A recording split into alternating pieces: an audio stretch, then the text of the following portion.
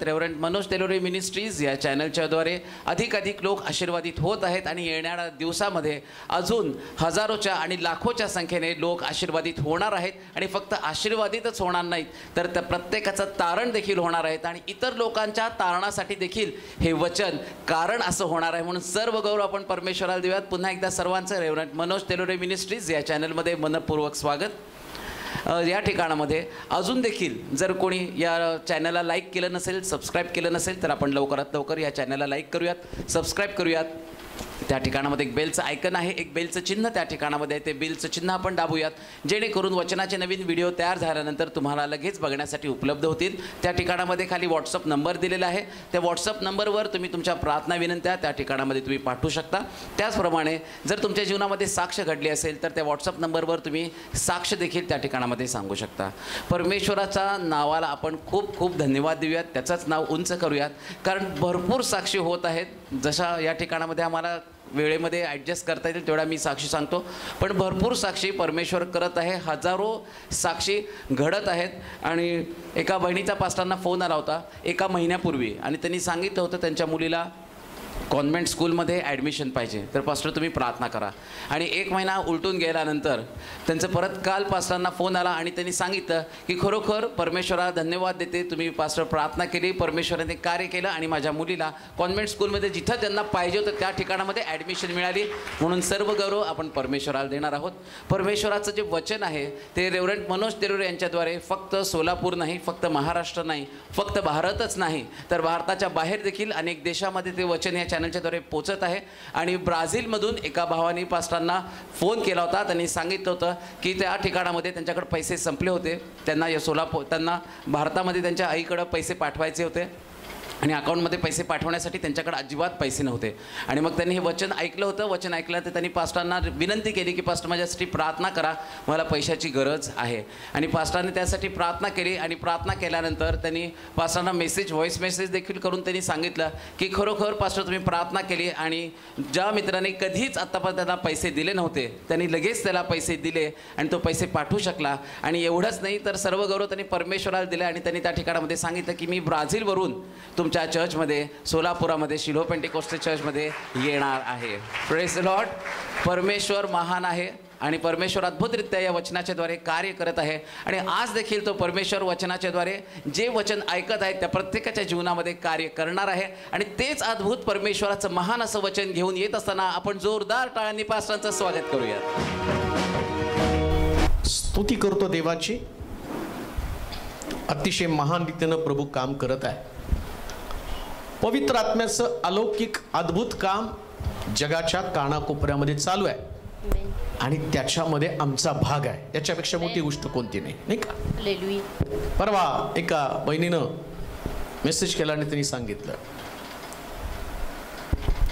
मी YouTube channel फक्त Shiloh मुळेच बघायला लागलेले आहे.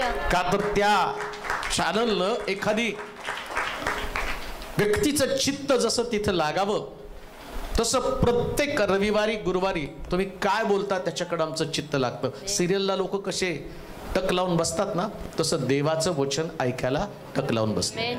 किती छान आहे नाही का? अजून एक आनंदाची बातमी की हा शुक्रवार सोडून पुढच्या शुक्रवार पासून आपण पुन्हा आरोग्याची सभा चालू करणार आहोत. माझा विश्वास आहे की ते दिवस लांब नाहीत की ज्या दिवसामध्ये देव अनेक चिन्ह चमत्कार फेसबुक यूट्यूबवरून घडवत आहे. परवा कोणीतरी अजून एका बहिणीनं मेसेज केला आणि तिने सांगितलं 4 महिने प्रत्येक डॉक्टर कडनं उपचार केले, माझी कंबर दुखीचं एक्सरे काढला, सगळं केलं, परंतु डॉक्टरनं एवढे उपचार केले पण त्यातनं मला आरोग्य मिळालं नाही. पण ज्यावेळेस तुम्ही त्या चॅनलवरून बोलला आणि मी स्वीकारलं त्या दिवसापासून सगळं माझं दुखणं थांबलं. जर देव एवढं अद्भुत काम करत आहे तर एक गोष्ट ध्यानात ठेवा, आता स्वतःसाठी जगायचं नाही, आमेन. त्याच्यात नाही अडकून पडायचं. आम्हाला जगायचे देवाच्या राज्यासाठी. आमेन. आत्मिक जीवन सांभाळा बरं का, बाकी काही नका सांभाळू. हालेलुया. पैसा जाऊ द्या, लोक जाऊ द्या, मित्रगण, नातेवाईक नाही. आत्मिक जीवन, आमेन. आत्मिक जीवन टिकलं पाहिजे. पौल म्हणतो जगामध्ये जो आहे त्याच्यापेक्षा माझ्यामध्ये आहे तो सामर्थ्यवान आहे. आमेन. आमच्यामध्ये सामर्थ्यशाली प्रभू आहे, त्याची काळजी घ्यायची. तो राहायला पाहिजे, तो टिकला पाहिजे, तो वाढला पाहिजे. आणि सगळ्यात मोठी ठेव पवित्र आत्म्याच्या रूपानं प्रभूने आम्हाला दिलेली आहे. हालेलुया. मग पौल म्हणत नाही का आत्म्याच्या प्रेरणेनं तुम्ही चाला, म्हणजे तुम्ही देहाच्या गोष्टी पूर्ण करणार नाही. आमेन. देहाच्या गोष्टी पुष्कळ आहेत, मग त्याच्यामध्ये दिलेला आहे. कोणत्या गोष्टी देहाच्या आहेत वाचा बरं जरा. माझा विषय तो नाही, परंतु या दिवसामध्ये गलती करायचं पत्र 5वा अध्याय. देहाची कर्मे तर उघड आहे. हा, देहाचं जे माझ्यामध्ये कर्म आहे, कोणतं कर्म आहे? तीही जार कर्म, जार कर्म, अशुद्धपणा, अशुद्धपणा, कामातुरपणा, कामातुरपणा, मूर्तिपूजा, मूर्तिपूजा, चेटके, वैर, कलह, मत्सर, राग, तट, फुटी, पक्षभेद, हेवा, दारूबाजी, रंगेलपणा आणि अशा इतर गोष्टी आणि बाकीच्या टिंब असणाऱ्या पुष्कळ गोष्टी सांगितलेल्या आहेत. मग सैतानाचं काम काय? तुम्हाला देहामध्ये कुठंतरी अडकून ठेवायचं. पवित्र आत्म्याचं काम काय? तुम्हाला बलवान बनवायचं, तुम्हाला ताकदवान बनवायचं. पण प्रॉब्लेम काय माहिती का, तुम्ही देहाचं ऐकता का आत्म्याचं ऐकता? जास्त आत्म्याचं तुम्ही ऐकायला सुरुवात कराल ना, मग तो म्हणतो देहाची वासना म्हणजे देहाची भूक. वासना म्हणजे भूक आहे. आम्ही म्हणतो नाही का माझी अन्नाची वासना उडून गेली, म्हणजे तुम्हाला भूक लागत नाही. तसं तुमच्या देहाला एक प्रकारची भूक आहे. मग कोणती भूक आहे? झारकर्माची, अशुद्धपणाची, कामातुरपणाची, मूर्तिपूजेची, चेटके, वैर, भांडण, कलह म्हटलेलं आहे तिथं.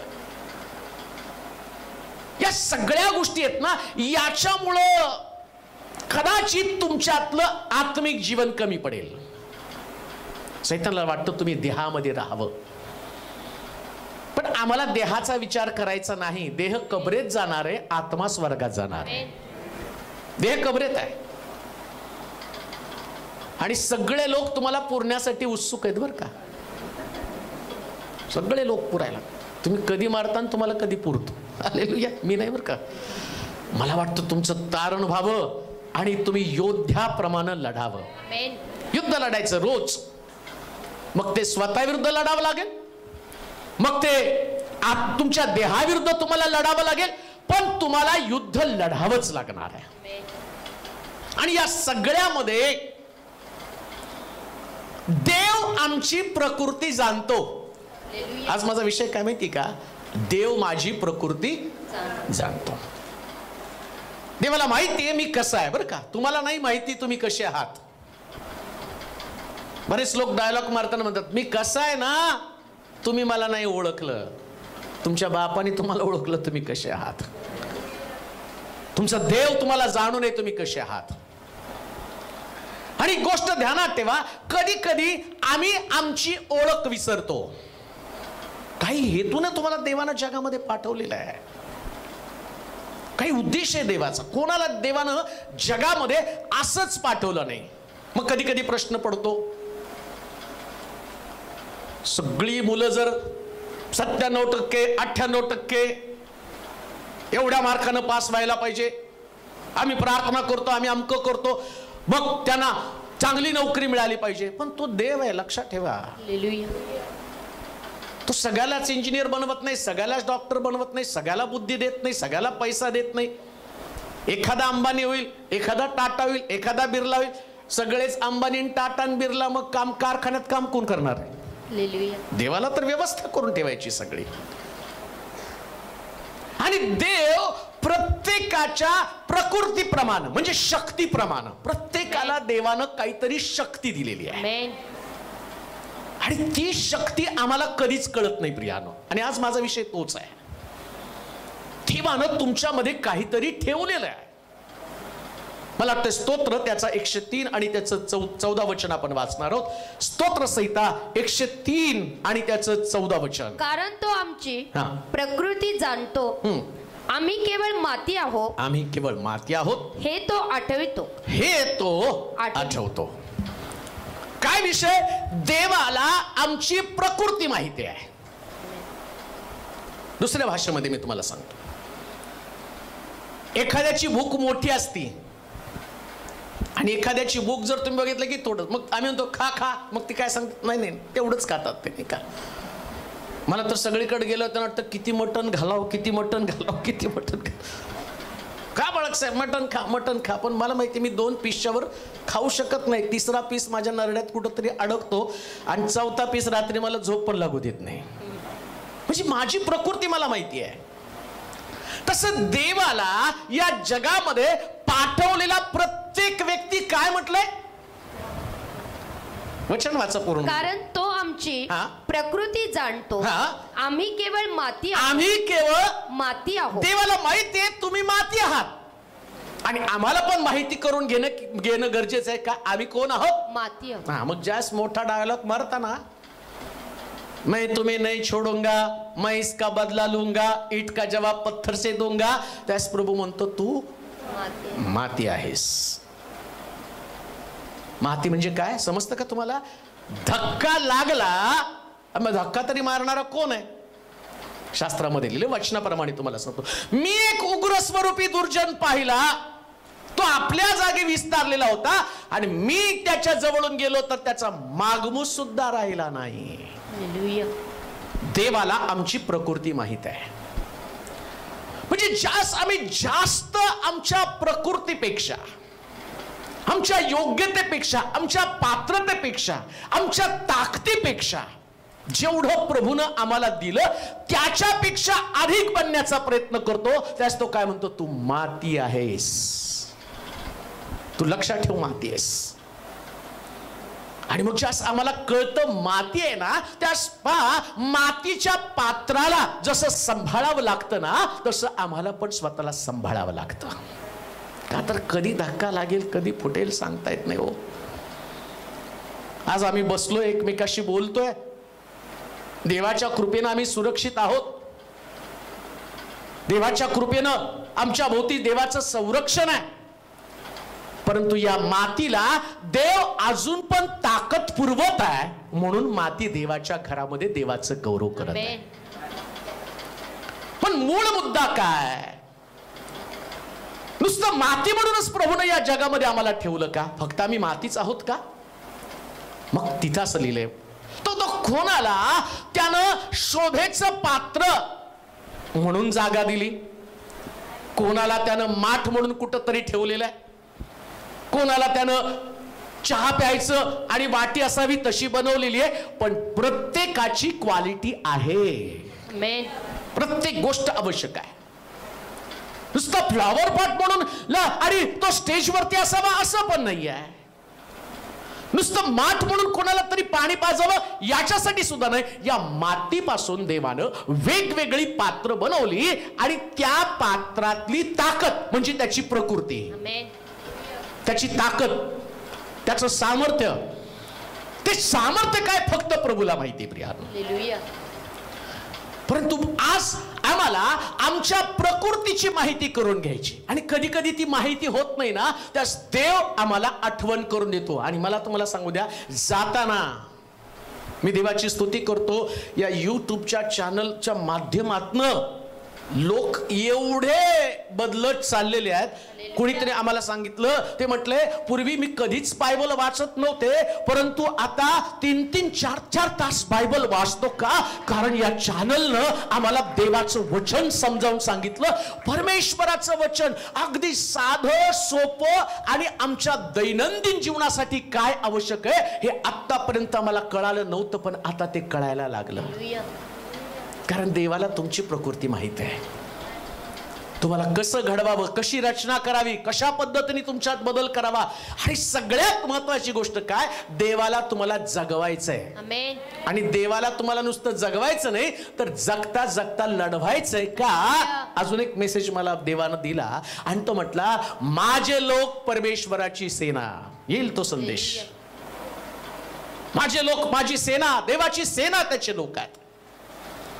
मग सेनेला त्याची ताकद कळली पाहिजे. माझी प्रकृती काय, आज वेगवेगळ्या आणि लोक आम्ही पाहणार आहोत आणि त्याच्यातनं आम्हाला कळणार आहे की नेमकं आम्ही काय आहोत. शास्त्रेचं पुस्तक 6वा अध्याय आणि त्याची 11 पासून 14 पर्यंतची वचनं कोणीतरी वाचा. शास्त्रेचं पुस्तक 6वा अध्याय 11 ते 14 वचनं. मग परमेश्वराचा दूत अफ्रा येथे येऊन, मग परमेश्वराचा दूत अफ्रा येथे येऊन योवाश अबिएजरी याला याच्या एला वृक्षाखाली बसला. एका वृक्षाखाली बसला. त्यावेळी त्याचा मुलगा गिदोन, त्यावेळेस त्याचा मुलगा गिदोन मिद्यानांपासून गव्हाचा बचाव करण्यासाठी, मिद्यानापासून गव्हाचा बचाव करण्यासाठी द्राक्षकुंडात त्याची जोडणी करीत होता. त्याची जोडणी करत होता. त्याला परमेश्वराच्या दूतानं दर्शन देऊन म्हटलं, हे बलवान वीरा, परमेश्वर तुझ्या बरोबर आहे. परमेश्वर तुझ्या बरोबर आहे. गिदोन त्याला म्हणाला, महाराज, परमेश्वर आमच्या बरोबर आहे. परमेश्वर आमच्या बरोबर आहे. तर हे सर्व आमच्यावर काय यावं. परमेश्वरानं आम्हाला मिस्रातून बाहेर नाही का आणलं. असे म्हणत त्याच्या ज्या अद्भुत कृत्यांविषयी आमचे वाडवडील आम्हाला सांगत ती कोठे आहेत. परमेश्वरानं आता आम्हाला टाकून देऊन मिद्यानांच्या हाती दिला आहे. तेव्हा परमेश्वर त्याच्याकडे वळून म्हणाला, तू आपल्या बळाचा उपयोग कर. नीट ऐका, आपल्या बळाचा उपयोग कर आणि जाऊन इस्रायलाला मिद्यानाच्या हातातून सोडव. सुंदर आहे.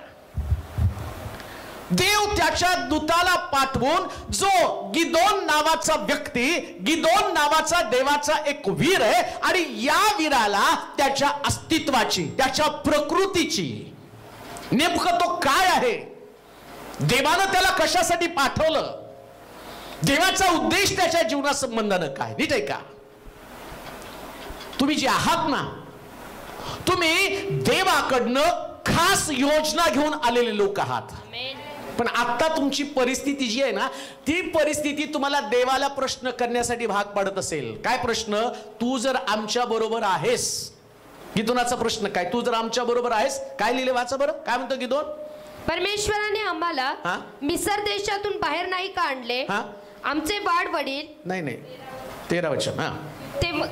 गिदोन त्याला म्हणाला, महाराज, परमेश्वर आमच्या बरोबर आहे. तर हे सर्व आमच्यावर काय. पहिला प्रश्न, आज प्रत्येकाच्या जीवनामध्ये हाच प्रश्न त्याच्याकडे. आज देव माझ्या बरोबर आहे तर हे काय, देव माझ्या बरोबर आहे तर नोकरी का नाही, देव माझ्या बरोबर तर आजारी काय, देव माझ्या बरोबर आहे माझ्या कुटुंबात कलह काय, देव माझ्या बरोबर आहे. कुणीतरी काल मला एकाने फोन केला, बिचारी रडत होती, पास्टर तुमच्याकडे वृद्धाश्रम आहे का सोलापूरमध्ये.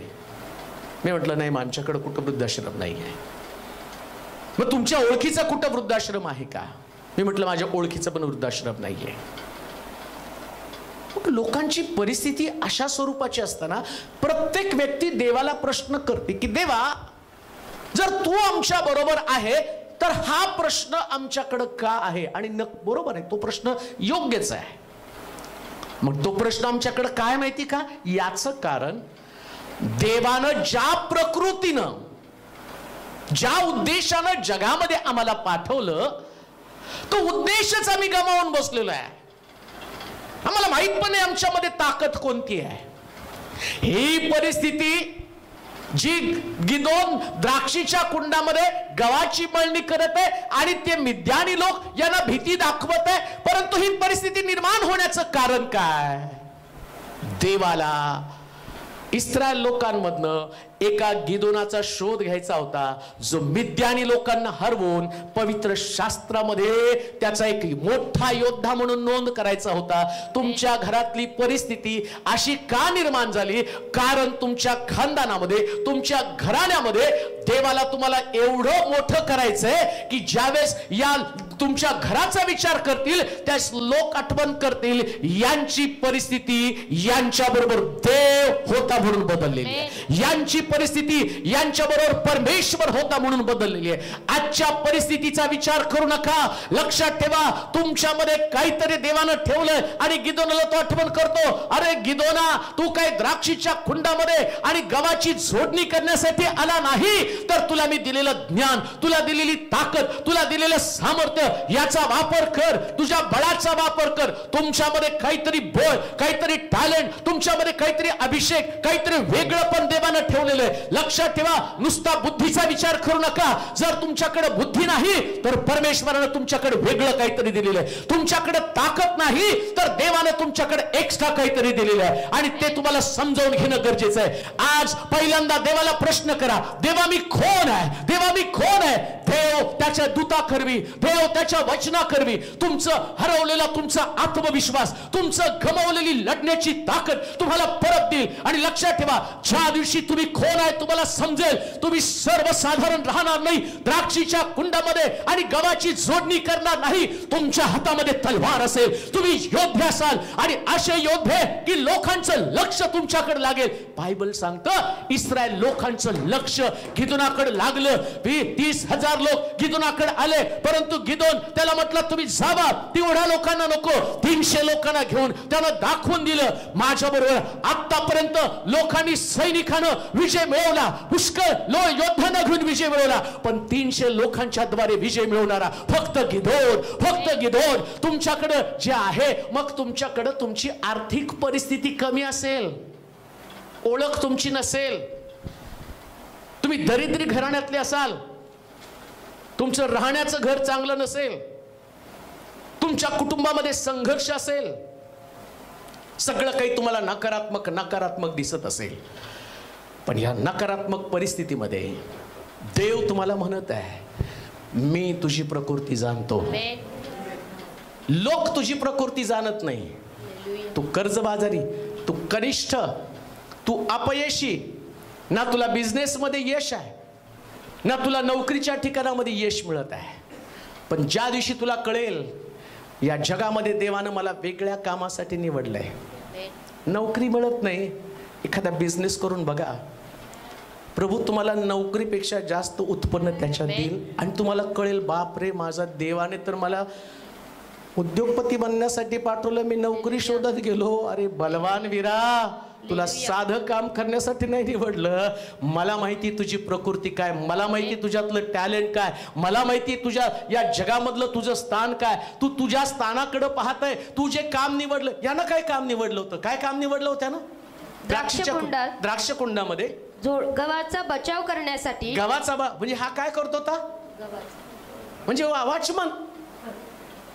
गिदोन काय होता? त्या विद्यानानं येऊन ते गहू घेऊन जाऊ नये म्हणून राखण करण्याचं काम करत होता. आणि देवाला राखण करण्याचं नव्हे तर देवानं त्याला योद्धा म्हणून जगामध्ये पाठवलेलं होतं. तुमचं स्टेटस, तुमचं ठिकाण ज्याच्यामध्ये तुम्ही अडकून पडलेला आहात, कान देऊ नका. कुठेतरी एका विशिष्ट ठिकाणामध्ये अडकून पडू नका. मी जर त्या ठिकाणात, जिथं पुण्यात होतो त्याच ठिकाणामध्ये अडकून पडलो असतो ना, तर फक्त मास्तर झालो असतो. पण ट्युशन घ्यायचो ना मी, जास्तीत जास्त अकाउंटंट झालो असतो.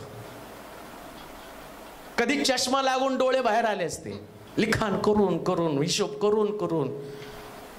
पण मला देवानं त्याच्यातनं बाहेर काढलं. त्यानं सांगितलं तुला अकाउंटंट नाही, मास्तर नाही, तुला पास्टर बनायचं आहे. आणि ज्या दिवशी मी तिथून मास्तर होण्याच्या ऐवजी पास्टर बनलो, मी माझ्या गावापुरता मास्तर म्हणून मर्यादित राहिलो असतो, गल्लीपुरता मास्तर म्हणून. माझी विद्यार्थिनी पूनम होती, विचारा तिला किती मार खायची. आमच्या इतर बाहेर जाऊन लोकांना सांगायचे याच्याकडे पोरं पाठवू नका, हा मारतो खूप. हा ते बडवू. कारण सगळं पुण्यातला गाळ, आमच्या गल्लीतला गाळ कधीच पास होत नाही, त्यांना कोणत्याच क्लासमध्ये घेत नाही, त्यांना माझ्याकडे आणून टाकत होते. आणि आई वडील मला सांगायचे, मारा झोडा पण याला रिपेअर करा. मग मला मारा झोडा म्हटल्यावर मला तर पहिल्यापासून तुम्हाला तर माहितीच आहे मी कसं. मग ती माझी आई बिचारी स्वयंपाक करता करता निघून जायची, नको बाई याचं ऐकायला. शेवटी मी दुसरीकडे खोली घेतली. सांगण्याचं तात्पर्य, कदाचित मी मास्तर झालो असतो आणि काही लोकांना ज्ञान दिलं असतं, ते कुठंतरी कामाला लागले असते, व्यसनात गेले असते, मारामारी करण्यासाठी गेले असते, कुठंतरी टेबलाखालचं घेऊन आणि लोभ धरणारे अशा प्रकारचे बनले असते. परंतु आता जी जागा आहे, ही जागा लोकांना बदलणारी जागा आहे. देवाला माझी प्रकृती माहिती होती, मी काय बनावं. लक्षात ठेवा, तुम्ही काय बनावं हे तुम्हाला माहित नाही, पण देवाला माहिती आहे. तुम्ही काय बनावं हे फक्त देवाला माहिती आहे. आता तुम्ही तुमचं युद्ध करत बसू नका, तुम्ही तुमचं काम करत बसू नका. गिदोन परिस्थितीला दोष देत आहे, गिदोन देवाला दोष देत आहे. आज सकाळी मी तुम्हाला सांगत आहे, तुमचं कुरकुर थांबवा, तुमचं बोलणं थांबवा, कारण देवाला तुमची प्रकृती माहिती आहे. कोणत्या समयामध्ये कोणती घटना करावी आणि तुमच्यामधला असणारी शक्ती, तुमच्यातली ताकद तुम्हाला दाखवून द्यावी, यासाठी बायबल सांगतं, देवाचं वचन घेऊन देवाचा दूत त्याच्याकडे आला. आज सकाळचा संदेश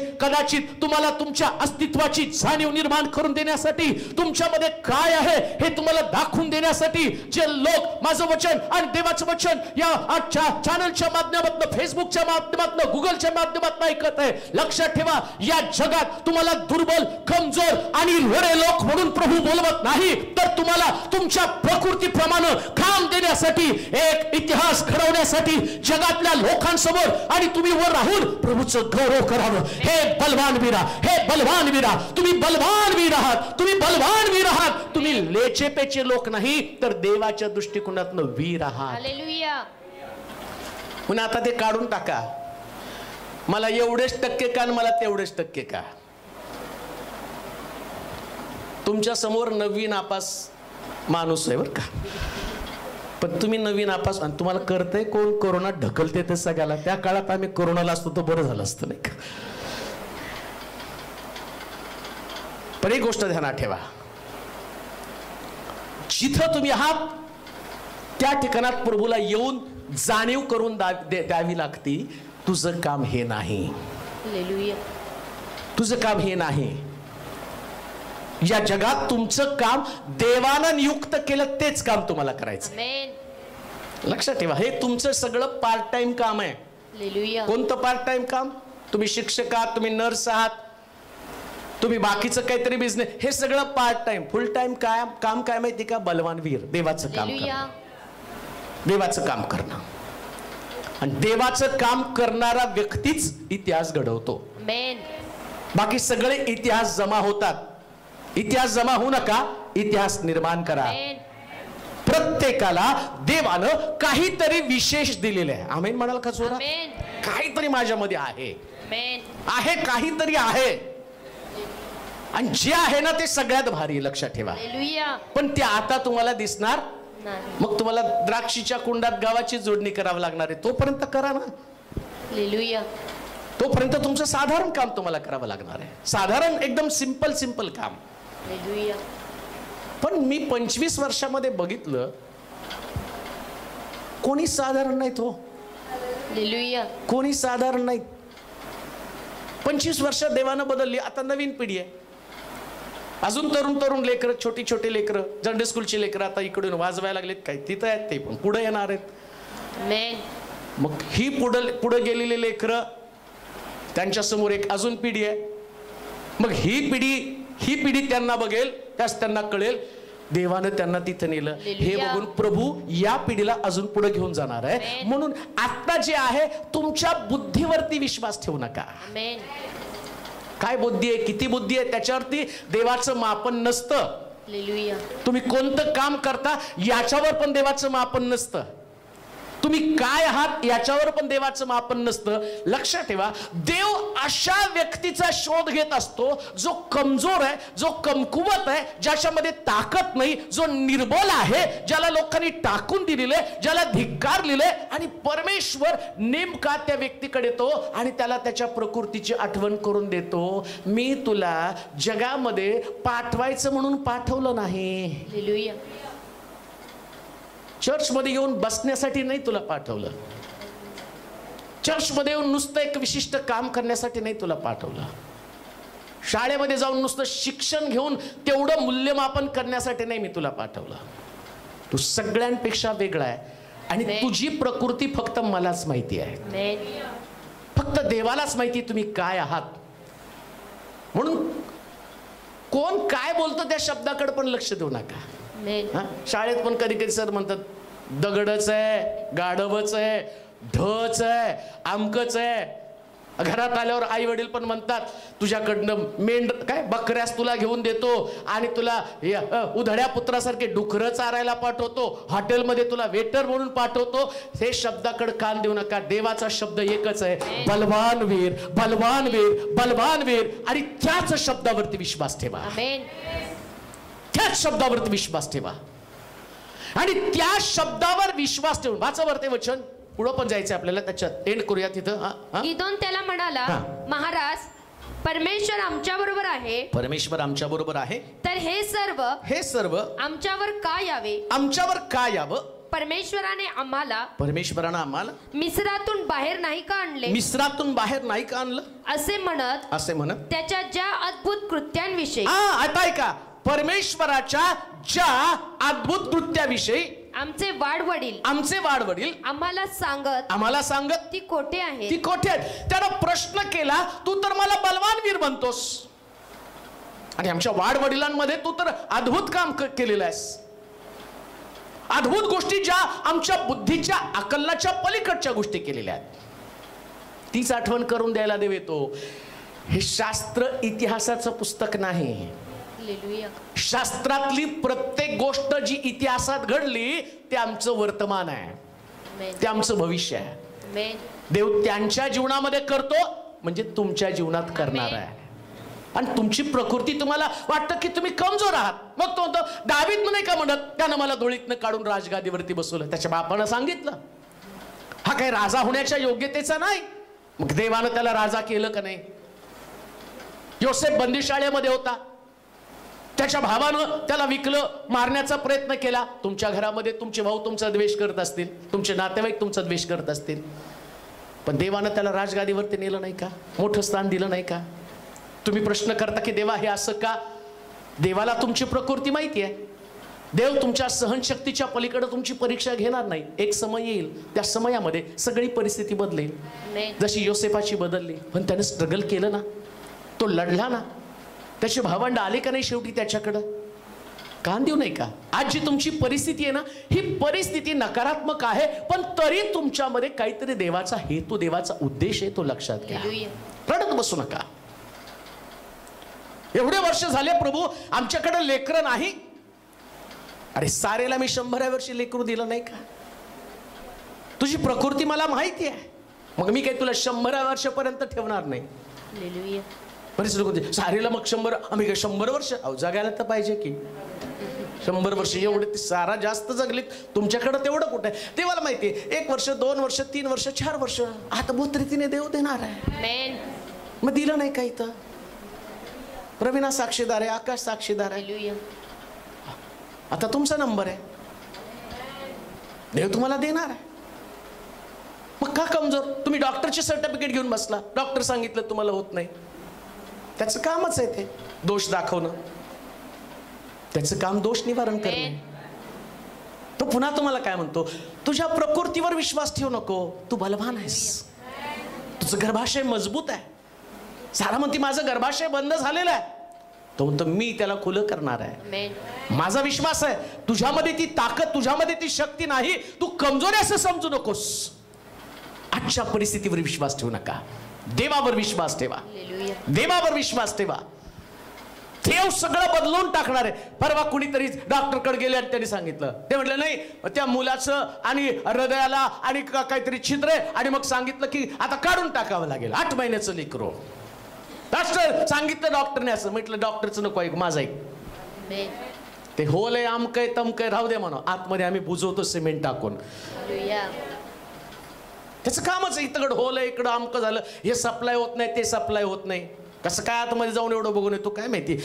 कुठंतरी ती मशीन लावतात, काहीतरी दाखवतात, सगळी खोटी मशीन असते. माझा विश्वास देवावरती आहे. आम्ही पुष्कळ साक्षी ऐकल्या. तुम्ही प्रार्थना करा ना. प्रार्थनेवर विश्वास आहे ना? जा म्हटलं आता परत डॉक्टरला दाखव. आणि नेऊन दाखवलं डॉक्टरला.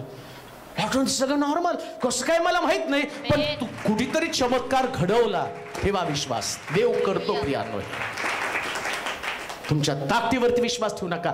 तुमच्या शरीर प्रकृतीवर विश्वास ठेवू नका. तुमच्या वयावर पण विश्वास ठेवू नका.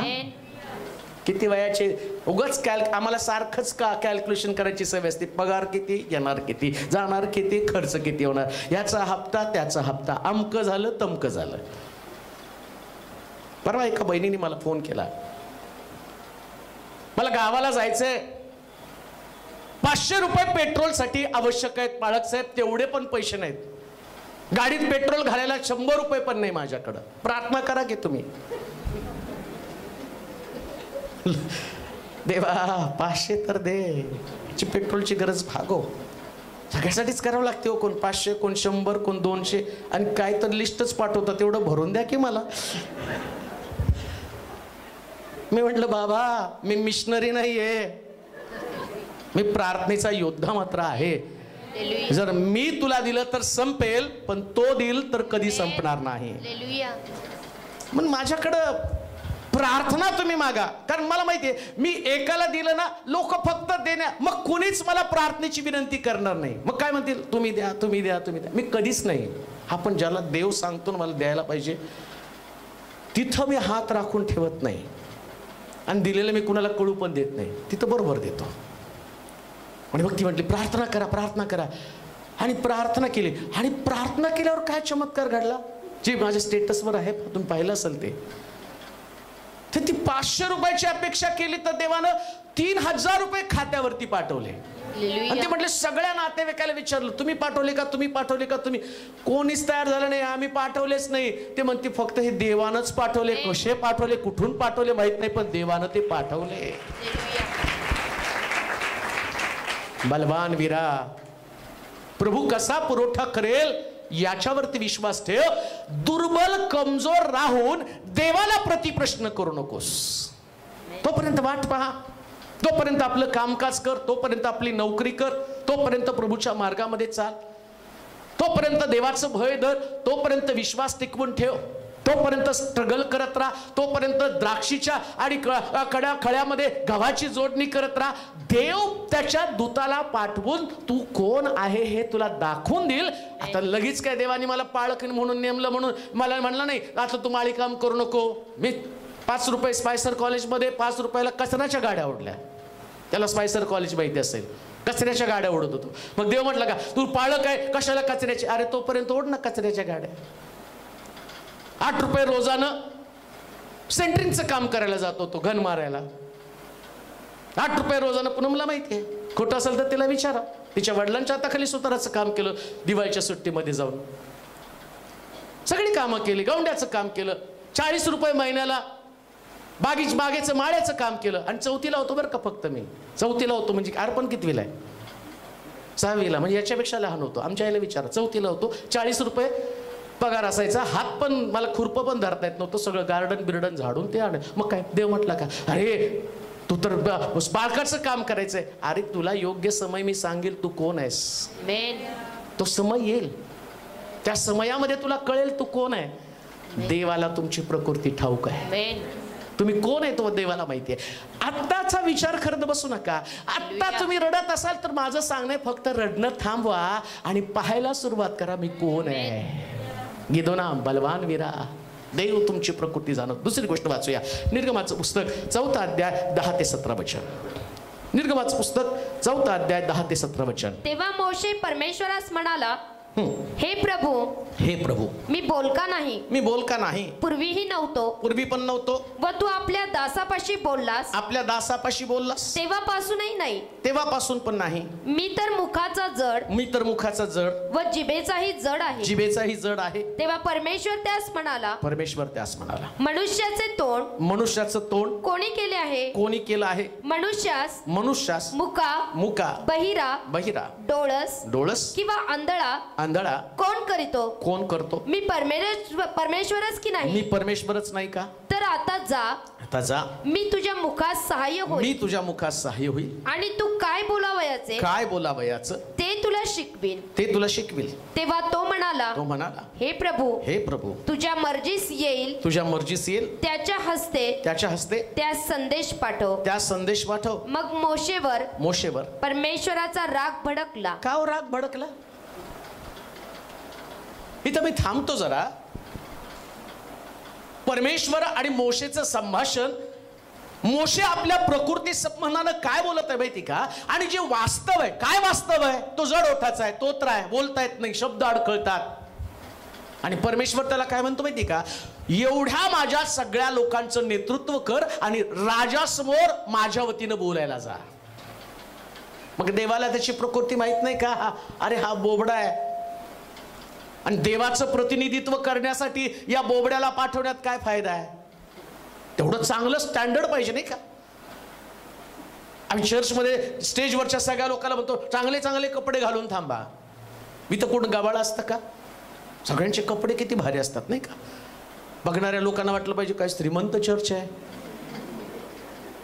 कपड्यावरून ठेवण असते की तशी नाही का? माझं तर दरवेळेस नवीन सूट असतो. काल ते एक जण मला मुंबईवरून भेटायला आला.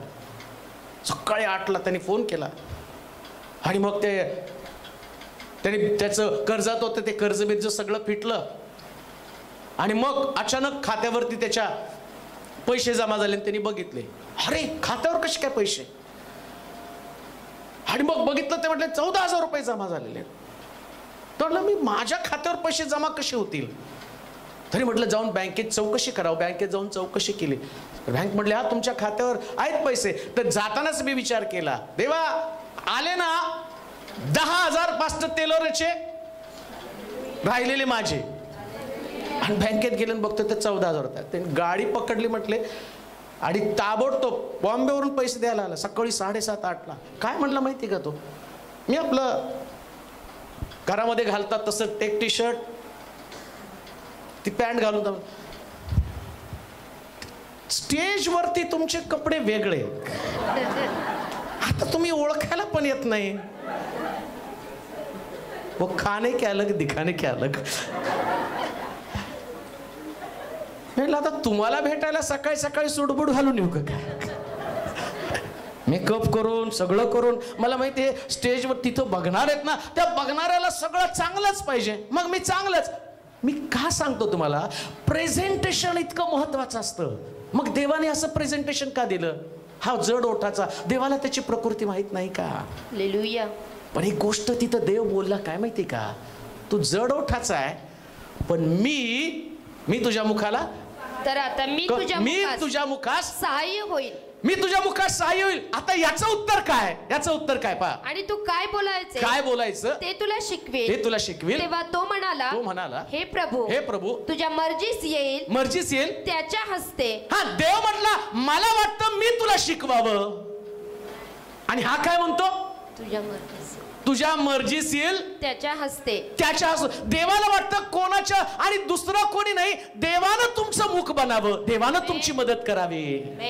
देवाला तुमची प्रकृती माहिती आहे. नीट ऐका. काही वेळेस देव तुमची सगळी मदत बंद करतो.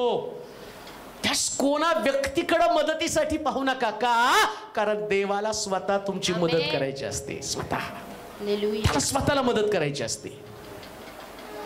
पण ज्यावेळेस तुम्ही व्यक्तीकडे पाहता, इतकं सुंदर संभाषण दोघांचं चाललं, पण त्यामध्ये मोशेनं आपल्या शब्दानं, मोशेनं आपल्या निर्णयानं, मोशेनं कुठंतरी देवाचं मत जाणून न घेता तो काय म्हटलं माहिती का? तुझ्या मर्जीस येईल त्याला तू माझी मदत करण्यासाठी पाठव. कान देऊ नाही का? तुमचा आज सकाळचा निर्णय काय असला पाहिजे? देवा मला व्यक्ती नको, तू स्वतः माझ्यावर. मग मोशे नंतर बदलला बर का? नंतर मोशे काय म्हणतो? तू जर माझ्या बरोबर नाही तर इथून पुढं मला पुढं. इथं बोलला त्यास देव रागवला, पण ज्यावेळेस मोशेनं शब्द बदलला त्यास देव त्याला काय म्हटलं माहिती का? माझं चांगुलपण मी तुझ्या पुढून चालवेल. माझं चांगुलपण मी तुझ्या समोरून चालवेल. देवाचे प्रिय लोक, कान देऊ नये का? देवाला तुमची प्रकृती माहिती आहे. तुम्ही तुम्ही तुमच्यातली कमतरता माहितीये आणि देवानं ती कमतरता जाणून बुजून तुमच्यामध्ये ठेवलेली आहे. पण तुम्हाला मोठं काम करण्यासाठी देव बोलवत आहे. म्हणून तुम्हाला म्हटलं, कोणतरी म्हणतं की नाही मला पण देवानं बुद्धी द्यायला पाहिजे होती चांगली 95%ची, देवानं मुद्दाम कमी दिली. कशासाठी माहिती का? तुमची मदत करावी. जसं दाविदाची मदत केली, त्याच्या भावाला बुद्धी ज्ञान सगळं काही पुरवठात केला, परंतु त्याची भावंड राजाच्या दरबारीत सगळे गव्हर्नमेंट सर्वंट, दाविदाला बुद्धी कमी. देवाला त्याची प्रकृती माहिती आहे. काय त्याची प्रकृतीमध्ये? हा उठतो की नुसतं वाद्य वाजवतो. लक्षात ठेवा, ज्याच्याकडे काय नाही ना त्याने नुसती आराधना करायची, कारण ते सगळ्यात भारी काम आहे. परवा त्या उपासनाकडे मी गेलो, त्या एक बोललो, देवाला सगळ्यात आवडतं काय तर उपासना, आराधना. आराधना आवडती, तेवढं काम करत राहायचं. काय बुद्धी तुमच्याकडे नाही ना, परमेश्वरानं तुमचं सहाय्य करावं. तुम्हाला वाटतं व्यक्तीनं सहाय्य करू नये. लक्षात ठेवा, दोन गोष्टी आहेत. ज्यांच्याकडे काही नाही ना ते लोक नेहमी दुसऱ्याची चापलुसी किंवा त्याचं कौतुक करत वेळ खर्च करतात. तुम्ही खूप चांगले आहात, असं आहे साहेब, तसं आहे साहेब. जरा इलेक्शनला जावा, काय देतात? वडापाव नाहीतर भेळ चुरमुरे त्या योद्ध्यांना देऊन देतात हाकलून. इलेक्शन झाल्यावर त्यांना परत विचारत पण नाही. पण तेच देवाच्या सानिध्यामध्ये त्याचं कौतुक करण्यासाठी आयुष्य खर्च करा. साक्ष काय असेल? थोडीतनं काढून त्यानं राजगादीवरती बसवलं. ही टेस्टमनी आहे. तुमची प्रकृती देवाला माहिती आहे. तुम्ही कुठं कमजोर आहात. पुढे वाचा बरं.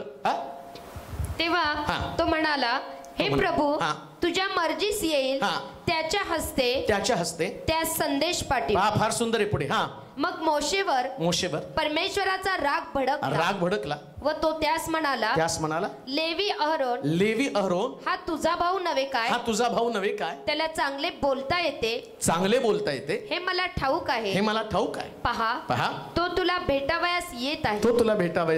तुला पाहून त्याला मनात आनंद होईल. तू त्याच्याशी बोलून त्याच्या मुखात शब्द घाल. मी त्याच्या व तुझ्या मुखात सहाय्य होईल. आणि तुम्ही काय करायचं ते तुम्हाला शिकवेल. आता काय झालं माहिती का? यानं देव म्हटला, मी स्वतः तुझं मुख बनून पुढे येईल.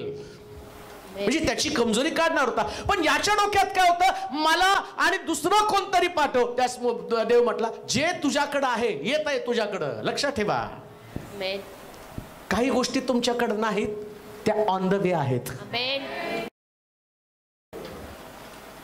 तुमची प्रकृती देवाला माहितीये. त्यास देव काय करतो माहिती का? ज्याच्यानं तुम्हाला आनंद होणार आहे, तोंडला अहरोन येत आहे आणि त्याला पाहिल्यावर तुला आनंद होईल. तुमचा विश्वास नाही का? तुमची प्रकृती अशी असताना सुद्धा तुम्हाला आनंद देणाऱ्या गोष्टी प्रभू तुमच्या जीवनामध्ये पाठवणारच आहे. मग तुमचा आनंद कशामध्ये? देवाला माहिती आहे. पण अजून एक गोष्ट मी तुम्हाला सांगतो. आता मोशे काय म्हणतो माहिती का? देवा, मी जड ओठाचा आहे, पण अहरोन मात्र बोल काय? अहरोन बोल काय? तर चांगलं बोलतो, अस्खलित बोलतो, भाषा खूप सुंदर आहे, अगदी प्रभावीपणे तो चांगला वागताय. मग ही मागणी कोणाची होती? वाचा बरं, मोशे काय म्हणतो पुढे. लेवी अहरोन हा तुझा भाऊ नव्हे काय? त्याला चांगले बोलता येते, हे मला ठाऊक आहे. पहा, तो तुला भेटावयास येत आहे.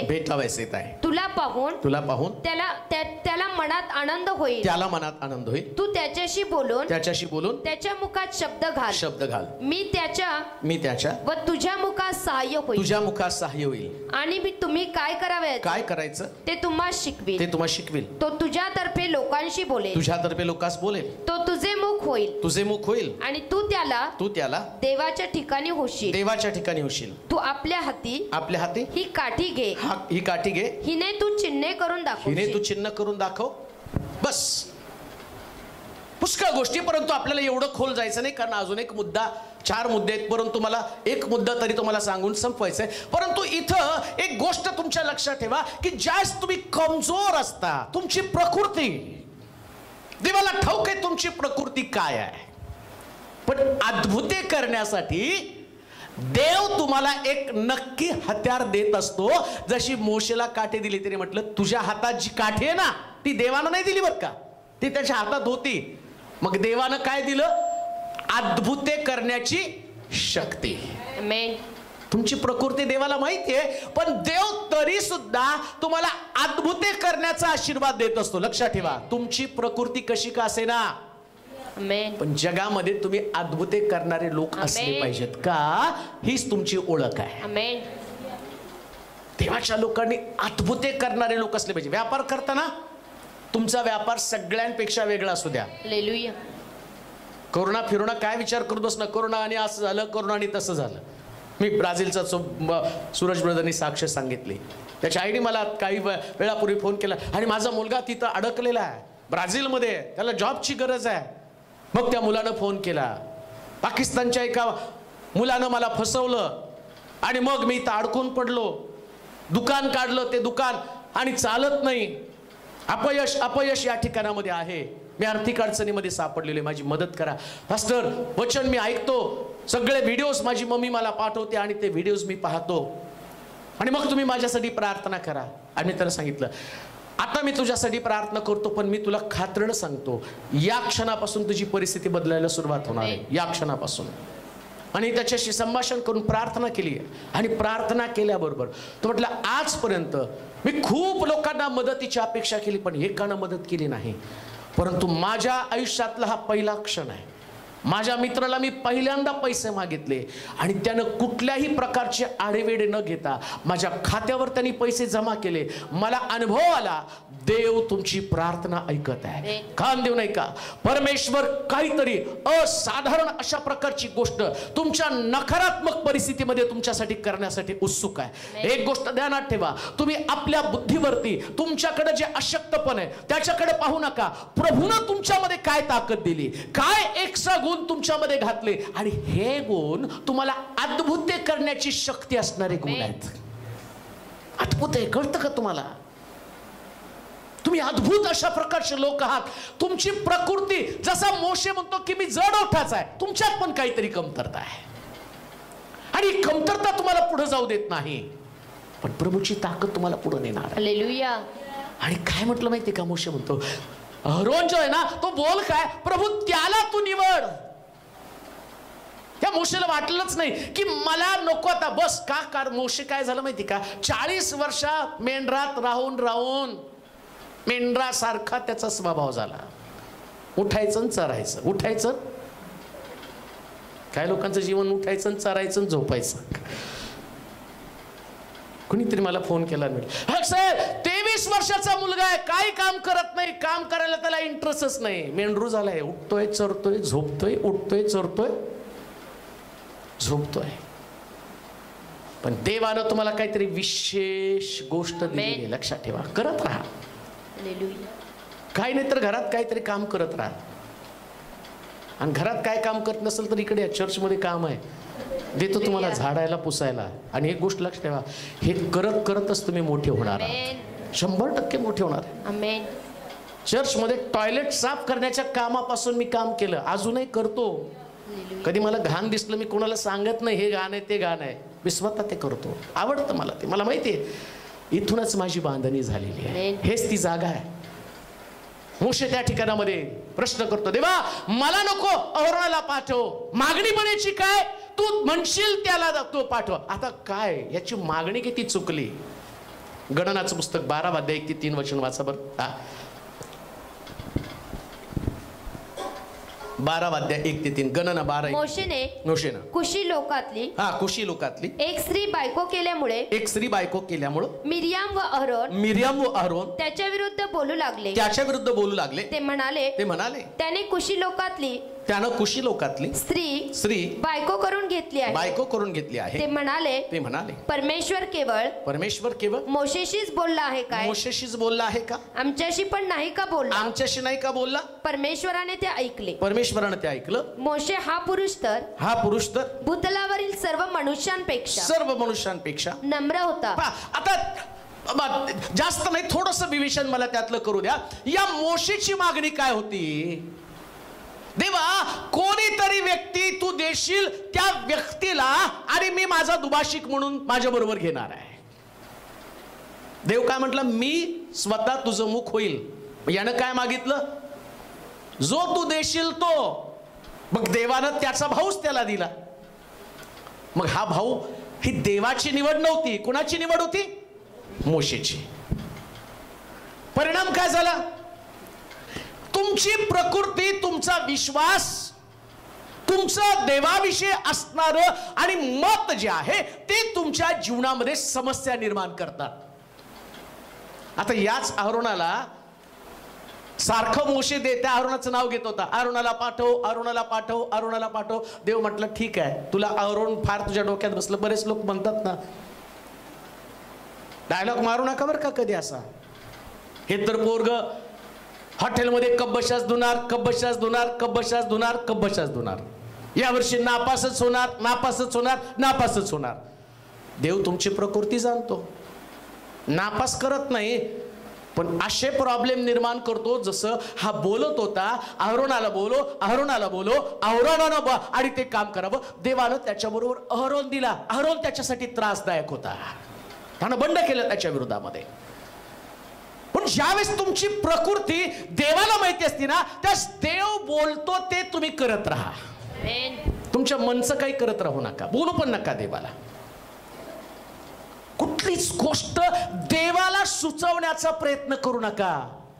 मोशेनं देवाला सुचवण्याचा प्रयत्न केला. म्हणून मी नेहमी पुष्कळ चर्चेस मध्ये गेल्यावर बऱ्याच पालकांना टीचिंग देताना सांगत असतो, बरेच सेवक लोकांना, लोक तुम्हाला काय सांगतात ते ऐकू नका, देव तुम्हाला काय सांगतो ते ऐका. ज्यास तुम्ही लोकमतावर चर्च चालवाल त्यास तुमचं चर्च राहणार नाही, पण ज्यास तुम्ही देव मतावर चर्च चालवाल त्यास तुमच्या चर्च मध्ये अभिषेक राहील. हे टीचिंग आहे, शिक्षण आहे. देवानं काम केलं पाहिजे. देवाला तुमची प्रकृती माहिती आहे आणि तो नेमकं काय करायचं ते बरोबर करतो. आता कान देऊ नये का? मग आता हा मोशे जड ओठाचा आणि अहरोन जे आहे तो अहरोन सगळ्यात चांगल्या प्रकारचा बोलणार आहे. आणि मोशे देवाला म्हणतो तू अहरोनाला पाठव. मग हा जड ओठाचा, त्याला नीट बोलता येत नाही, अहरोन चांगला बोलतो. मग अहरोनाला देवानं का नाही निवडलं? त्याचा ट्रान्सलेटर म्हणजे काम तर अहरोन करणार, हा मोशे फक्त अभिषेक घेऊन जाणार. जे बोलायचं ते त्याला आदल्या दिवशी बसून समजावून सांगणार, उद्या फारो समोर काय बोलायचं ह्या दोघांचं डिस्कशन व्हायचं. आणि दुसऱ्या दिवशी तिथे गेल्यावर जे आता हा जड ओठाचा, याला बोलता येत नाही, पटपट शब्द बोलता येत नाही, मग बोलणार कोण? अहरोन. पण रात्र दोघं जण बसून उद्या काय बोलायचं याची चर्चा करत होते आणि मग तिथे जात होते. आणि बायबल काय म्हटलं, देव काय म्हणतो माहिती का, मी तुला आणि अहरोनाला दोघाला पण शब्द पुरवणार आहे. मग आता देवानं दोन गोष्टी कशाला करायची? याला पण वेगळं सांग, याला पण वेगळं सांग. मग माझं मत काय, देवाने डायरेक्ट जाऊन अहरोनाला सांगायचं, हा मोशे बाजूला काढायला पाहिजे. पण बायबल सांगतं देव आमची प्रकृती, देवाला माहिती होतं हा अहरोन जो आहे ना हा एवढा समर्पित नाही जेवढा मोशे समर्पित आहे. देवाला माहिती होतं हा अहरोन आत्मिक नाहीये, मी याच्याशी बोललो. आणि मोशेच म्हटला, देवा तू आणि ज्याला पाठवशील तिथं, देव म्हटला मी तुझ्याशी बोलेल, तुझ्या मुखात शब्द घालेल. पण मोशेने मागितलं, देवा अहरोनाला माझा ट्रान्सलेटर. मग देव काय म्हटलं, मी मोशेशी पण बोलेल. आणि मग आता अहरोनानं बंड केल्यावर तो काय म्हटला, देव काय फक्त तुझ्याशीच बोलतो का? हा प्रॉब्लेम, ही समस्या. कोणती समस्या? जस्ट देव डायरेक्ट मोशेशी बोलणार होता, त्यास त्यांनी अहरोनाला मध्ये का घेतलं? अरे तुझी प्रकृती देवाला माहिती आहे, तू कसा आहे, काय कमजोर आहे, त्यास देव तुझी मदत करायला तयार आहे. म्हणून लक्षात ठेवा, जीवनामध्ये देवाशिवाय दुसऱ्या तिसऱ्या कोणत्याच व्यक्तीला महत्वाचं स्थान देऊ नका. आमेन म्हणाल का? आमेन. ज्या दिवशी तुम्ही हे द्याल ना त्या दिवशी तुमची प्रकृती खालावणार, तुमची ताकद कमी होणार, तुम्हाला त्याच्यामध्ये वेळ खर्च करावा लागणार, त्यांच्या समोर तुम्हाला लढावं लागणार, त्यांच्या समोर आपले प्रश्न मांडावे लागणार, त्यांच्यामध्ये तुमची शक्ती वाया जाणार आहे. मोशेची शक्ती त्याच्यात वाया गेली का? कारण मिरियमनं आणि अहरोननं या मोशे विरुद्ध बंड केलं. आणि त्यांच्या बंडाचं स्वरूप काय होतं? काय देव फक्त तुझ्याशीच बोलतो का, माझ्याशी बोलत नाही का? अजून एक गोष्ट तुम्हाला सांगतो, माझ्या प्रश्नाचं उत्तर मी देवाला सारखा प्रश्न करायचो, देवा हे कशाला एवढं वाढवून ठेवलं? डायरेक्ट अहरोनालाच निवडायचं होतं. लेवीच कुळातला तो होता ना, लेवी अरुण यायला लागला म्हटलं त्यांनी, तो लेवी कुळातला होता. मग तुला तर कोणाला पण तू वापरतो ना. देव कोणाला पण वापरत नाही, नीट लक्षात ठेवा. कोणाला वापरलं? मोशेला. का माहिती का? या लोकांनी बंड करून सुद्धा, त्यांच्यावरती कोड आल्यावर सुद्धा मोशे देवासमोर पालथा पडून त्यांच्यासमोर रदबदली केली. देवाला याची प्रकृती माहिती होतं. ज्याला मी सेवक म्हणून नियुक्त केलं तो लोकांच्या दंडासाठी प्रार्थना करणार नाही, तर मी त्यांच्यावरती दंड पाठवल्यावर या लोकांचा दंड निघून जावा याच्यासाठी ह्याचं नेतृत्व खुलणार आहे. आणि हे देवाला माहिती होतं. देवाला प्रकृती माहिती होती. याच्यामध्ये सेवेचं अंतःकरण आहे, याच्यामध्ये सेवा करणारं अंतःकरण आहे, याच्यामध्ये कळवळ आहे. म्हणून इस्रायल लोक या मोशेच्या विरुद्धामध्ये रानामध्ये कुरकुर करत असताना देवानं आगे साप पाठवून आणि मरी पाठवून त्यांचा नाश केला. तिथे सुद्धा मोशे पालथा पडला. लक्षात ठेवा, मोठी सेवा देव असंच कोणाला देत नाही. त्यानं अहरोनाला दिली नाही. ज्याच्या अंतःकरणामध्ये देवा संबंधानं, लोकांसंबंधानं कळवळा, देवाविषयीचा विश्वास, देवाविषयीचा भरोसा, देव तुमची प्रकृती जाणतो. म्हणून तुमच्याकडनं मोठी सेवा आम्ही प्रश्न करतो, देव माझ्याकडनं मोठी सेवा का करून घेत नाही? देव तुमची प्रकृती जाणतो.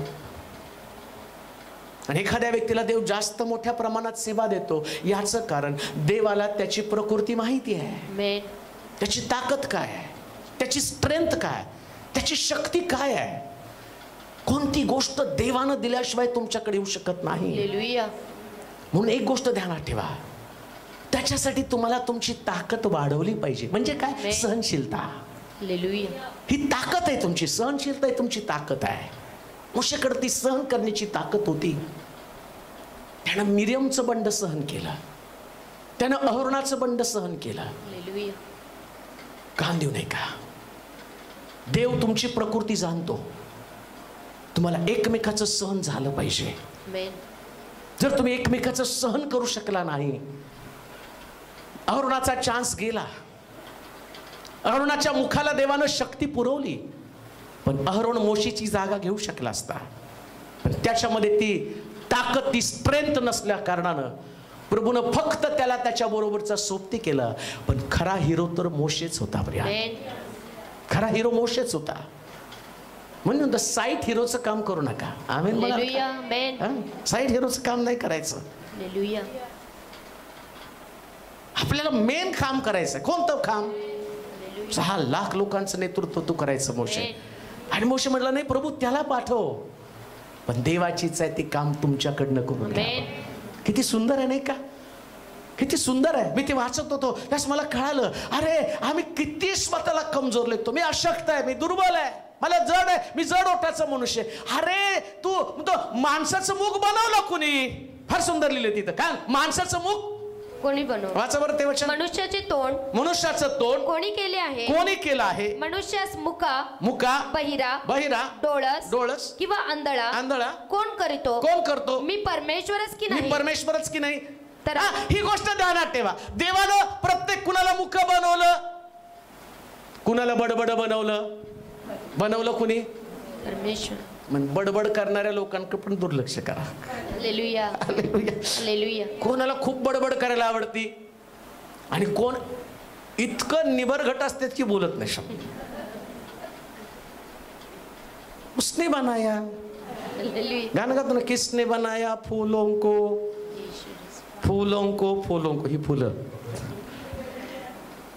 कोण मुका, कोण बोल काय, कोण आंधळा आहे, कोण बहिरा, कोण डोळस आहे. आणि समोरून गेला पण ओळख दिली नाही. उसने बनाया. तुम्हाला सगळे दिसतात ना? करा प्रेज द लॉर्ड. काय लोक नाही मी पाहिलंच नाही. चाल लबाड कुठला, बघितलं, जाणून बुजून दुर्लक्ष केलं. पण तुम्हाला सगळे दिसतात ना, ते देवानंच बनवलेले आहेत. कशासाठी माहिती का? देवाचे लोक आत्म्यानं चालणारे आणि देहानं चालणारी यांची ओळख व्हायला पाहिजे. मग आत्मिक मनुष्याला बघून दैहिक मनुष्यानं आत्मिक बनण्याचा प्रयत्न केला पाहिजे. म्हणून तर मी पाहतो येशू ख्रिस्त मानव बनवून पृथ्वी तलावर आला का? खरा डोळस काय आहे? हरवलेले शोधण्यासाठी मी आलो. हा डोळसपणा आहे. धार्मिकाला नव्हे, रोग्याला वैद्याची गरज आहे, निरोग्याला वैद्याची गरज नाही, हे दाखवून दिलं येशूनं. हा डोळसपणा आहे. तो काय म्हणतो, एकाला डोळस बनवलं, दुसऱ्याला अरे बोला पटपट, मला पुढे जायचंय आता, नाही पुढचे मुद्दे होणार. हा पुढे. हा मनुष्यास मुका बहिरा डोळस किंवा आंधळा. आणि तो म्हणतो एकाला मी बहिरा पण करून ठेवलं. किती ओरडा, ऐकणारच नाही. सूचना द्या, अमक करा तमक करा, किती पण सल्ले द्या, नो, ऐकणारच नाहीत. देवानच बनवले. हे पण आहेत. सगळेच मंडळीत कसे ऐकतील? काही न ऐकणारे पण असतील भाग. कुणी बनवले? बोला की कुणी बनवले? देवाने. गप बसावं लागतं बाळकाला पण. कुणी बनवले? देवाने. लिहिलंय असं. पण तरी सुद्धा तो काय सांगतो, या सगळ्या अशक्तपणामध्ये मला तुझी कमजोरी माहिती आहे. आणि तुझी कमजोरी माहित आहे तर मी, म्हणून येशू ख्रिस्त पृथ्वी तलावर आल्यावर त्यांनी बहिरे पण बरे केले, आंधळे पण बरे केले, लंगडे पण बरे केले, कारण त्याला तुमचं अशक्तपण. मग येशू आला तर हे सगळं निघून पण जातं. फार सुंदर आहे. मला याच्यात खूप सांगायचं होतं. हा वेगळा विषय, परत कधी याच्यावर आपण चर्चा करू. पण एक गोष्ट मला तुम्हाला सांगायची, देवाला तुमचं अशक्तपण माहिती आहे. बस. तो तुमची प्रकृती जाणतो आणि तुमच्या प्रकृतीप्रमाणे, नीट ऐका, डॉक्टरकडे गेल्यावर डॉक्टर प्रश्न करतो, भूक लागती का, झोप लागती का, काय काय खाऊशी वाटतं, रात्री डचकून उठता का, सगळे प्रश्न. का हो, तो डॉक्टर काय येऊन रात्री तुम्हाला थोपटणार आहे का, झोप लागते, अंगाई गीत गाऊन तुम्हाला? पण त्याला माहिती आहे याच्या प्रकृतीप्रमाणे औषध द्यायचं आहे. मग देवाला तुमची प्रकृती माहिती आहे, तुमच्या प्रकृतीप्रमाणे ट्रीटमेंट देणार आहे. येते का लक्षात? तुम्ही कसे आहात बरोबर तसलेच उपचार. तुम्ही विश्वासामध्ये कमजोर आहात, नीट ऐका. मग तो काय, गिदोनाला तो काय म्हणतो, गिदोन स्वतः काय म्हणतो, माझ्या पूर्वजांमध्ये ज्या अद्भुत कृत्यांविषयी मी ऐकलं ते कुठे? आता तो म्हणतो, तोय अद्भुत कृत्य मी तुझ्याकडून करून घेणार आहे का? 300 लोकांच्या द्वारे एवढ्या मोठ्या मिद्यानाविरुद्ध मी तुला विजय देणार आहे. मग देवानं या गिदोनाला ज्ञान काय दिलं? तो त्यानं कोल्हे पकडले, 300 कोल्हे पकडले आणि कोल्हे एकत्र बांधले आणि त्याच्या शेपटीवरती मशाल पेटवली आणि सगळ्या मिद्यानांच्या शेतामध्ये पाठवून दिलं. मिद्यानाला वाटलं, अरे बापरे, इस्रायल लोक शिरले शेतामध्ये, घाबरून पळून गेले. देवानं हे ज्ञान त्याला दिलं, दाखवून दिलं, तलवारीनं विजय मिळवत नाही, विजय देण्यासाठी माझी बुद्धी, माझी ताकद, माझी शक्ती, याच गोष्टींची गरज आहे. म्हणून तुमच्या बुद्धीप्रमाणे विचार करू नका. एक गोष्ट 100% सत्य आहे, देव तुमची परिस्थिती बदलण्यासाठी समर्थ आहे. जी तुमची परिस्थिती आज आहे ती उद्या नसणार आहे. बाकीचे काही मुद्दे होते, परत कधीतरी पाहू. पण एक गोष्ट ध्यानात ठेवा, देवाला तुमच्या प्रकृतीची पूर्ण माहिती आहे. म्हणून आता काळजी करायचं नाही, मी जे आहे ते प्रभूमुळे आहे असंच म्हणून वाटचाल करायची. आपल्या जागेवरती आपण उभं राहूया. ज्याला प्रार्थना करायची ते पुढे येतील आणि पुढच्या आता इथून पुढं आपण दर रविवारी सगळ्यांसाठी प्रार्थना करणार आहोत. ज्यांना प्रार्थनेची गरज आहे बिंदास तुम्ही पुढे या. जी लेकरं आहेत त्यांनी बाजूला सरका. ज्यांना प्रार्थनेची गरज आहे ते पुढे येतील. आपण सगळे आपल्या जागेवरती उभं राहूया, प्रार्थना करू अगोदर आणि मग ज्यांना प्रार्थनेची गरज आहे, खास प्रार्थना करून घेण्याची गरज आहे, ते पुढे येतील, त्यांच्यासाठी आपण प्रार्थना करणार आहोत. आपण आपले डोळे बंद करू, आपल्या जागेवरती उभं राहूया, प्रभूला आपलं जीवन समर्पित करूया. देवाचं वचन आमच्याशी बोललेलं आहे. देव आमची प्रकृती जाणतो. आपण केवळ माती आहोत हे देवाला ठाऊक आहे. आमच्यामध्ये जास्त शक्ती ताकद नाही, पण प्रभूला त्याची जाणीव आहे. कमजोर बनू नका. तुमची कमजोरी हीच प्रभूची ताकद आहे. हे सर्व समर्थ देवा, आम्ही मनापासून तुझी स्तुती करतो. तुझ्या श्रेष्ठ गौरवी नावाला महिमा देतो. प्रभूजी, आम्ही कोण आहोत विसरून गेलो होतो. अतिशय हताश, निराश परिस्थितीला तुला पण आम्ही दोष दिला, पण आज आम्हाला कळालं, तू तर आमची प्रकृती जाणतोस आणि आमच्या प्रकृतीप्रमाणे तुझ्याकडं उपचार आहेत. आज तुझ्या प्रिय लोकांना तुझ्या स्वाधीन करतो प्रभूजी. जे लोक या ठिकाणामध्ये आलेले आहेत, हे जाताना पहिल्यासारखे राहू देऊ नकोस की दोन आता द्राक्ष कुंडाकडं गव्हाची जोडणी करण्यासाठी गेला नाही, तर परमेश्वराचा वीर म्हणून तिथून बाहेर पडला. तसे या मंदिरातनं त्यानं वीर म्हणून बाहेर पडावं. सगळ्यांची परिस्थिती बदल प्रभूची. त्यांच्यामध्ये विश्वास उत्पन्न कर. जे लोक यूट्यूबच्या माध्यमातून, फेसबुकच्या माध्यमातून, गुगल मीटच्या माध्यमातून तुझं वचन ऐकत आहे, आजच्या दिवसापासून त्यांची परिस्थिती बदलावी. त्यांना देवाला दोष न देता आपल्या स्वतःची ओळख करून घ्यावी. जसं गिदोन आपली ओळख विसरलेला होता, परंतु तू त्याला ओळख करून दिली, तशी अनेकांना ओळख करून दे प्रभू. सर्वजण तुझ्या हातामध्ये पडत आहोत. तुला गौरव, तुला महिमा, तुला सन्मान देत येशूच्या नावात ही प्रार्थना विनवणी केली म्हणून तो ऐक. आमेन, आमेन. आता देवबापाची प्रीती, प्रभू येशू ख्रिस्ताची कृपा, पवित्र आत्म्याची सहभागिता तुम्हा सर्वांबरोबर आता आणि सदा सर्व काळ असो. आमेन. हा पुढच्या